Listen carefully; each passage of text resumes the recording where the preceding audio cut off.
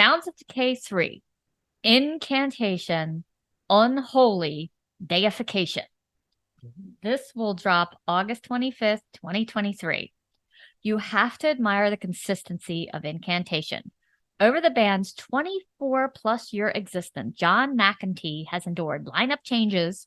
The Metal Archives actually lists pages of drummers, singers, bass players, and label changes. But remarkably, the band's sound has remained largely intact. Unholy Deification is their 13th album since forming in the late 80s. It's an ambitious concept album with lyrics written by bass player Chuck Sherwood. Unsurprisingly, UD is a carnival of color and noise. 40 minutes of John's patented harmonic squeals, dissonant harmonies, ugly doom segments, and crushing percussion. It's quite an interesting read lyrically.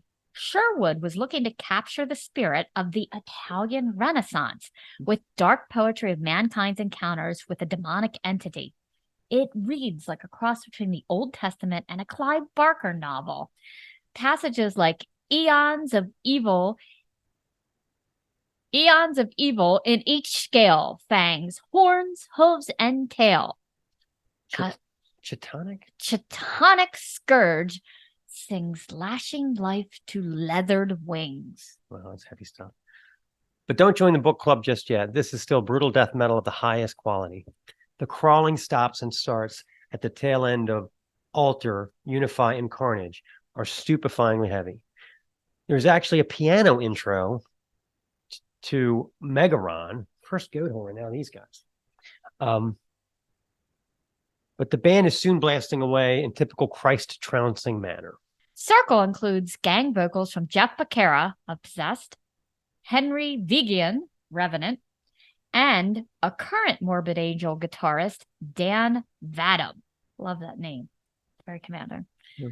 I would go with Invocation Catonic Merge 10 as the album's highlight. Despite its brevity, it's a high watermark for the band's speed and power.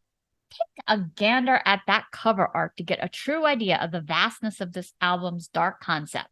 So let's play a song. This is Homunculus Spirit Made Flesh 9. This is the Snaggletooth Extreme Metal Podcast.